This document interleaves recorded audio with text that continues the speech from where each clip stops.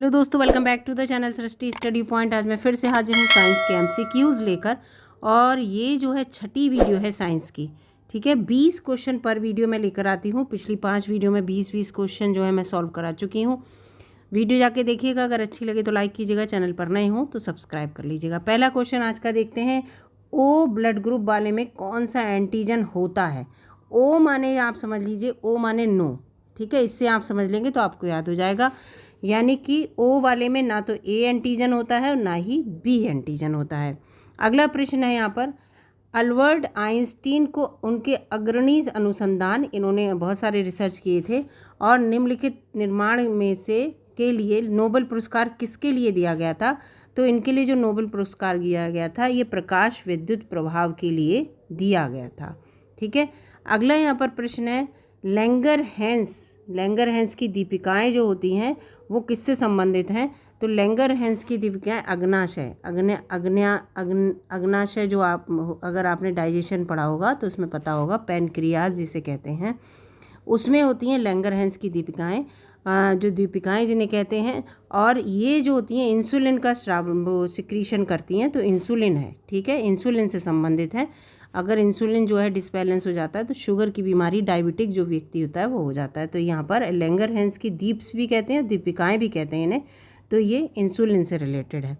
अगला यहाँ पर है, निम्नलिखित में से कौन सा रोग निकोटिनिक एसिड की कमी से होता है? तो ये पेलेग्रा रोग है, वो निकोटिनिक एसिड की कमी से होता है।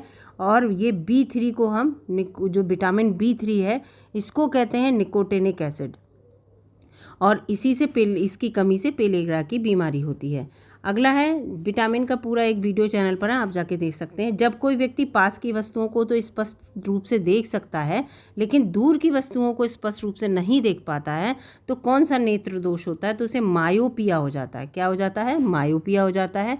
अगला प्रश्न है यहाँ पर, जीव विज्ञान की कौन सी शाखा जीवों की विकासात्मक, यानी कि उनके इवोल्यूशन, उनके विकास क्रम की प्रक्रिया के अध्ययन के लिए जानी जाती है? तो विकास, हिंदी में इसे विकास कहते हैं और इंग्लिश में हम इसे पढ़ेंगे इवोल्यूशन।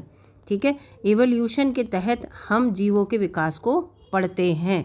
ठीक है, तो हिंदी में विकास है, इंग्लिश में इवोल्यूशन होगा। अगला है, इम्यूनोलॉजी के जनक किसे कहा जाता है? तो एडवर्ड जेनर को जो है इम्यूनोलॉजी का जनक कहा जाता है। इम्यूनिटी पावर आपने पढ़ी होगी, उसी से रिलेटेड है ये। तो एडवर्ड जेनर को इनका जनक कहा जाता है। अगला प्रश्न है, निम्नलिखित में से किसे सूक्ष्म जीव विज्ञान का जनक कहा जाता है? तो ये आँख बंद करके आप अपने आप बता देंगे, सूक्ष्म जीव की जैसी बात होगी। Antony von Leeuwenhoek, Antony von Leeuwenhoek जो है वो सूक्ष्म विज्ञान के, यानी कि माइक्रोबायोलॉजी, ठीक है, माइक्रोबायोलॉजी के जनक। इसके बाद यहाँ पर आ जाता है, निम्नलिखित में से किसे तुलनात्मक शरीर रचना विज्ञान का जनक माना जाता है? तो जॉर्जेस क्यूवियर जो हैं वो शरीर रचना विज्ञान, यानी कि एंटोमोलॉजी, ठीक है, यहाँ पर एनाटोमोलॉजी, एंटोमोलॉजी नहीं, एंटोमोलॉजी तो कीट विज्ञान से रिलेटेड है, यहाँ थोड़ा जो है एक वो हो गया। एंटोमोलॉजी जो होती है वो हम कीट विज्ञान, जो कीटों का अध्ययन करते हैं वो होती है। लेकिन जब एनाटॉमी पढ़ते हैं शरीर विज्ञान में, एनाटॉमी, तब वो इसकी बात यहाँ पर की जा रही है। तो ये जॉर्जेस क्यूवियर हैं। अगला है यहाँ पर, कोशिका जीव विज्ञान का अध्ययन निम्नलिखित में से किससे संबंधित है? अगर हम सेल की जो अगर अध्ययन करना चाहते हैं तो ये किससे संबंधित है? तो कोशिका जीवन की मूल इकाई है, बिल्कुल सही। और कोशिका की संरचना और कार्य, सब हम कोशिका जीव विज्ञान के अंतर्गत पढ़ते हैं। कोशिका के बारे में सब कुछ, उसकी क्रियाविधि, कार्य कैसे करती है और क्या है कोशिका। तो ए और बी इसका, ये दोनों ही सही हैं, तो सी इसका आंसर होगा। इनमें से कौन सी भौतिक राशि एंगस्ट्रॉम्स में मापी जाती है? तो दूरी जो है वो एंगस्ट्रॉम में मापी जाती है। अगला यहाँ पर है, फल रहित, जिनमें फल नहीं आता, ऐसे पुष्पीय पौधों को क्या कहते हैं? तो इन्हें हम जिम्नोस्पर्म कहते हैं। एंजियोस्पर्म किसे कहते हैं ये बताइएगा? जिम्नोस्पर्म वो कहते हैं जिनमें फल नहीं आता, और जब फल नहीं आएगा तो क्या नहीं आएगा? बीज नहीं आएगा। ठीक है, ये बात याद रखिएगा, फल नहीं आता है उनमें, तो ये जिम्नोस्पर्म्स के अंतर्गत आते हैं। ये बॉटनी का क्वेश्चन है, ठीक है, बॉटनी का क्वेश्चन है। बॉटनी के अंतर्गत पहला ही चैप्टर, जो बच्चे बॉटनी जिन्होंने पढ़ी होगी, उसमें एंजियोस्पर्म, जिम्नोस्पर्म, ये सब इसमें आते हैं। अगला है पादप रोग विज्ञान के जनक कौन है। पादप रोग विज्ञान के जनक के बारे में यहाँ पर बात की जा रही है। तो इनके जो जनक हैं वो हैं हेनरिक एंटोन डी वेरी। ठीक है, हेनरिक एंटोन डी वेरी। अगला क्वेश्चन यहाँ पर आते हैं, निम्नलिखित में से कौन मवेशियों का, मवेशी जो होते हैं ना, गाय भैंस की बात हो रही है, मैं पिछली वीडियो में बता चुकी हूँ मवेशी किसे कहते हैं, गाय भैंस जो होती हैं वो मवेशी कहलाते हैं, का अत्यधिक संक्रामक वायरल रोग है। तो सबसे ज़्यादा जो है वो रिंडर पेस्ट होता है। ठीक है, रिंडर पेस्ट ये बहुत पुराना वायरल होगा और ये प्लेग जैसा रोग होता है। ठीक है, प्लेग, रिंडर पेस्ट, बच्चे जो है खुरपका और मुँहपका लगा के आ जाएंगे, नहीं इसमें रिंडर पेस्ट। अगला है, निम्नलिखित में से किसे मेंडल के 3 नियम थे। इसमें जो पहला नियम था वो था प्रभुत्व का नियम, law of dominance. Law of dominance English में इसे बोलते हैं, लॉ ऑफ डोमिनेंस। इसका मतलब क्या हुआ कि 2 कैरेक्टर होते हैं हमारे बॉडी में। ठीक है, एक तो होता है जो हमारा डोमिनेंट होता है, एक होता है रेसेसिव, सेम। तो डोमिनेंट कैरेक्टर है वो दिखता है हमेशा, जैसे लाल फूल है उसके अंदर सफ़ेद का भी जो है क्वालिटी रहती है, लेकिन लाल जो है डोमिनेंट कर जाता है तो फूल लाल ही दिखता है, लेकिन सफ़ेद के कैरेक्टर भी विद्यमान होते हैं। तो इस तरह से ये पहला है, फिर पृथक्करण सेग्रीगेशन वाला, फिर स्वतंत्र वर्गीकरण का। ठीक है, ये तीनों इन्हीं के नियम है, लेकिन पहला नियम ये इनका है वंशागति के अंतर्गत। इसके बाद डीएनए का कौन सा भाग एक प्रोटीन के लिए जानकारी प्रदान करता है, तो जीन है। डीएनए में क्या होते हैं, जीन्स होते हैं भैया, और जो जीन्स ही सबसे बड़ा रोल प्ले करते हैं। जीन्स से ही एक जनरेशन से दूसरे जनरेशन में कैरेक्टर जाते हैं, कि तभी बच्चे जो हैं माँ बाप की तरह दिखते हैं। अगला है, निम्नलिखित में से कौन हरी खाद है, तो सेसवानिया जो है ये हरी खाद है।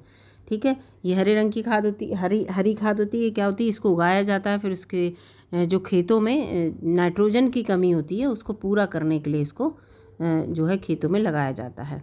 ठीक है, इसके बाद अगला प्रश्न है कि उपरोक्त, ये जो उपरोक्त नहीं है ये निम्न में से होगा। उपरोक्त माने तो होता है ऊपर, निम्न माने होता है नीचे। तो ठीक है, ऊपर नीचे दिए गए कौन ओजोन क्षरण में सबसे महत्वपूर्ण भूमिका निभाता है। ओजोन क्षरण में अगर सबसे महत्वपूर्ण भूमिका जो निभाता है तो इसमें आप कंफ्यूज हो जाएंगे, लेकिन इसमें क्लोरीन निभाता है, क्योंकि आपने क्लोरोफ्लोरोकार्बन सुना है, तो इसमें क्लोरीन होती है।